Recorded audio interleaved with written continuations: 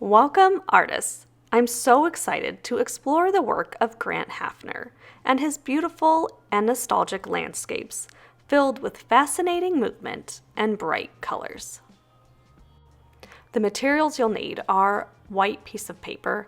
I love Canson fluid mixed media for this, a pencil and eraser, ruler, black Sharpies, and a variety of colored acrylic or craft paint, as well as paintbrushes. Now let's learn a little bit about the artist Grant Haffner who inspired this. Grant Haffner is a contemporary American artist born in 1978 in Berkeley, California. Haffner was raised in East Hampton, New York. He currently lives and works in Western Massachusetts with his wife and 2 children. He is known for his vibrant landscapes using bright lines of color to show perspective and depth. Now let's learn a little bit about perspective in art.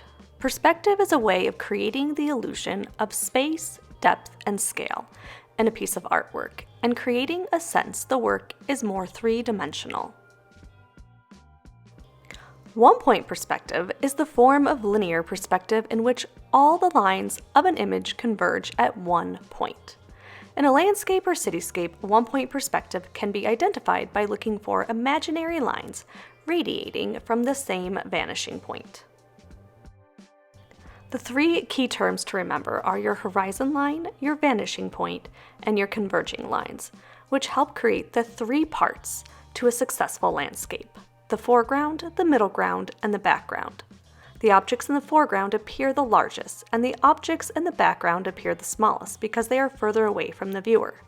Changing the size of the objects in your landscapes helps achieve the illusion of depth. Grant Haffner finds inspiration in his surroundings, during sunrise, along quiet country roads and waterways, horizontal lines of the plains and calm bodies of water that have surrounded him for most of his life and captivated him with endless subject matter.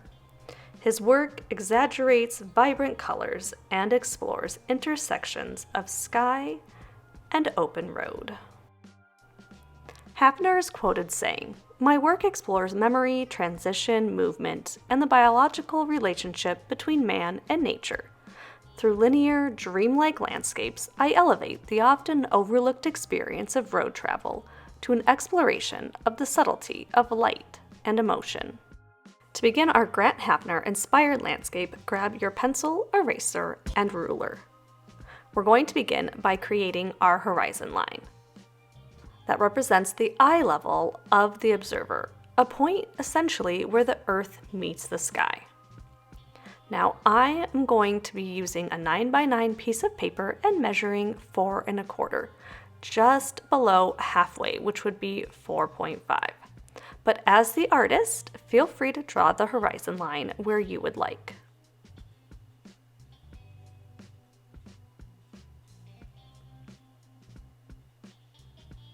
Next, it's time to add your vanishing point, a point of convergence, the spot on the horizon line to which the receding parallel lines diminish.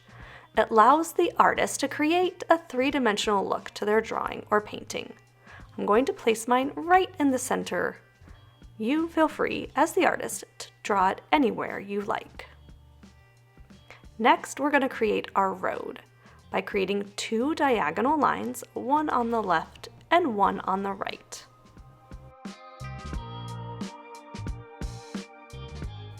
Now I'm going to draw some little broken dashed lines in the center. The ones that are farthest away from me or towards my vanishing point will be a little shorter than the ones towards the front or foreground. Now, just like Grant Haffner, we're going to create a series of diagonal lines, all of which converge to our vanishing point. They're going to be a little bit wider at the bottom and then get a little bit smaller as we work around our composition. We're going to do the same thing on the other side of our composition. This is just going to help guide us to know where to paint those vibrant, beautiful colors inspired by Grant Haffner.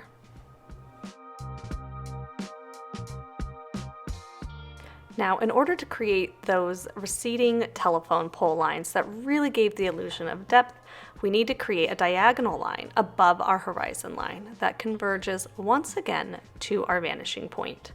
Where exactly you want to place it is up to you. Just make sure you draw it dark enough to see it. Now we need to draw 4 to 5 vertical lines between the top diagonal that we just drew and one of your choosing below the horizon line. So make sure to start at the top and then stop at the same diagonal on the bottom.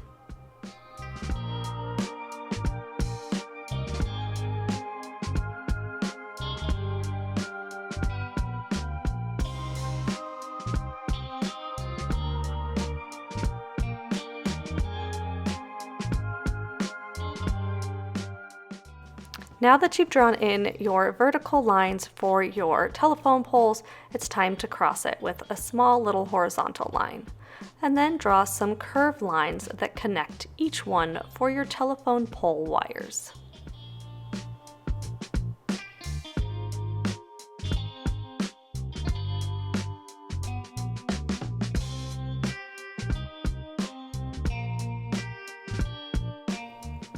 Next, grab your ruler and your Sharpie.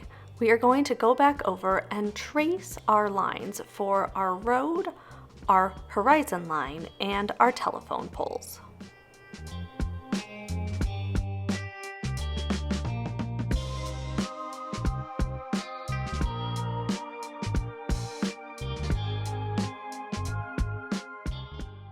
Now it's time to start painting.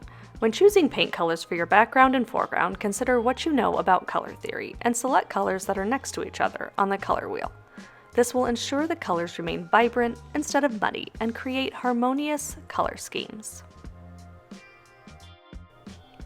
We're going to begin by painting our sky background, working our way down towards our foreground. I'm going to choose a warm color palette, grab a cup of water, and a paintbrush. I'm going to begin by starting with the darkest color at the top. So using my purple, then magenta, red, orange, and working my way to yellow. The lightest color should be at the bottom. That's because the atmosphere is usually lighter just above the horizon line, where the light reflects back from the earth. Continue painting with these beautiful, bold brushstrokes.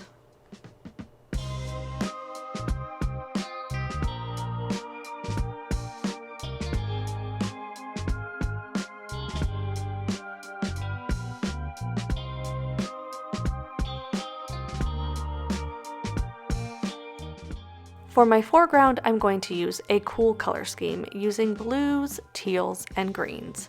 I'm going to begin by painting closest to the road with a more muted green adding white, and then working my way up to a darker green, teal, and blue as I move towards our horizon line.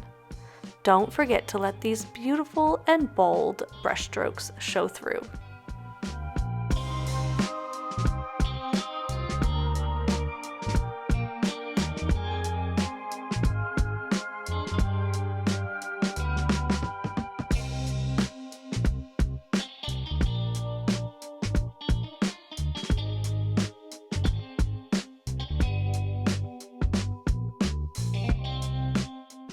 When painting your road, consider using blacks, grays, and whites, as well as a couple of colors from the sky, reflecting off of the ground's surface. Next, I've chosen to paint in a mountain range in my middle ground. You can leave it plain where just the sky meets the earth, or put in a mountain range of your own. That's your choice as the artist. Think about choosing a paint color from the sky. I'm going to use the darkest color with a little bit of gray in my mountains.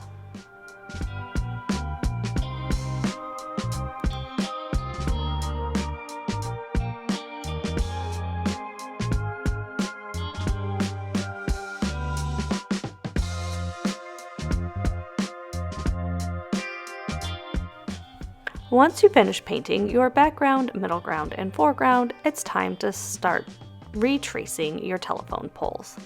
You're going to find your vanishing point and draw your diagonal converging lines once again.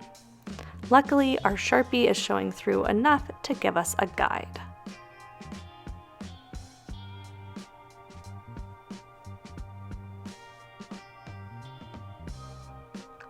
So you can see I have my converging lines both above and below my horizon in the diagonals. And then I'm just going to trace again my vertical lines going up and down for my telephone poles.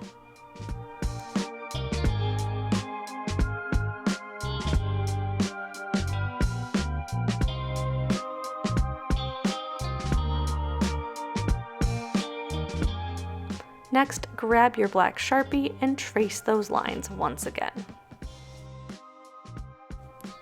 Next, grab your pencil and create those curved lines for wires connecting each of the telephone poles. You might be wondering why we did this at the beginning if we were only going to paint over and have to draw it again. We're just creating that muscle memory in our mind and our hands as we draw. Now, grab your ultra fine tip Sharpie and trace those curved lines connecting those wires from telephone pole to telephone pole. Then grab your pencil you are going to trace along and color in where that bottom diagonal converging line is, creating a little bit of a shadow from each telephone pole. And last, go in with your pencil creating those dashed broken lines in the center of your street. Then go back in with your Sharpie and trace those lines. And if you've got a white Posca pen or a white gel marker, go in and create a little highlight on the right-hand side. Well done, my most amazing artist! You have created a beautiful Grant Hafner-inspired landscape using one-point perspective full of captivating color and dynamic movement. If you liked this video, please consider liking and subscribing, and don't forget to turn on those notifications. I can't wait to create with you all again very soon.